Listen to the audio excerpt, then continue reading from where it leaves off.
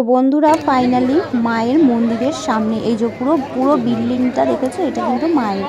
তো এই নিচের ফ্লোরটায় মা থাকে, মানে নিচের ফ্লোরে মার বসত রয়েছে। তো আমরা সবাই এখানে লাইন করে দাঁড়িয়েছিলাম। তো অবশ্যই সব জায়গায় লাইন থাকে। তো সিএসসির গেট আছে একটা, ওইখান থেকে কিন্তু ঢুকতে দেওয়া হয় না। তো নিচে রাধাকৃষ্ণ ঠাকুরের মঞ্চ রয়েছে, এই যে দেখতে পাচ্ছ পাথরের। তো এই যে ইনি আমাকে একটা কথা বলেছে, তো 18 তারিখ ভর অমাবস্যা রয়েছে। তো যদি পারি সেখানে আরেকবার যাওয়ার ইচ্ছে আছে, যদি মা টানে। তো এই দেখো মায়ের ঘরটা বলেছিলাম বীভৎস পরিমাণে সুন্দর। ওপরে একটা গোল কাচের মতন রয়েছে। এই দিকে দেখো মনস্কামনা পূর্ণ হলে এখানে সবাই মানে বেঁধে রেখে যায় যে জয় মা শ্যাম সুন্দরী মায়ের। দেখো ওপরে ছবিটা কত সুন্দর।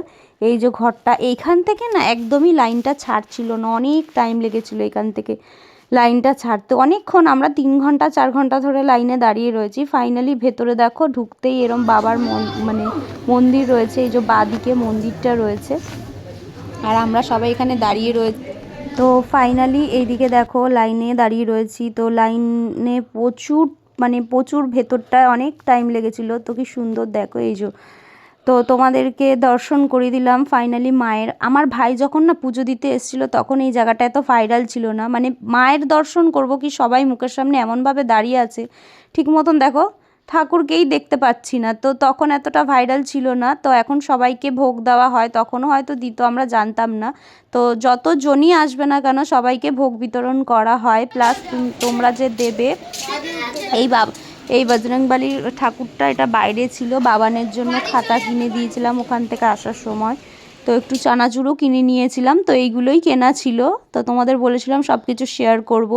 তো একটু ঝুরি ভাজা এইসব নিয়েছিলাম। ফাইনালি এক বাসে উঠেছিলাম, মানে আমাদের সেখান থেকে শ্যামবাজারে নামিয়ে দিয়েছিল, তাই জন্য আবার শ্যামবাজার থেকে বাসে উঠে ফাইনালি পুরো ডানলাপে এসে পৌঁছালাম। তো আজকের ভিডিওটা কেমন লাগলো অবশ্যই জানিও। ভালো লাগলে লাইক কমেন্ট শেয়ার করবে, চ্যানেলটা সাবস্ক্রাইব করবে। তো আজকের মতো সবাইকে টাটা।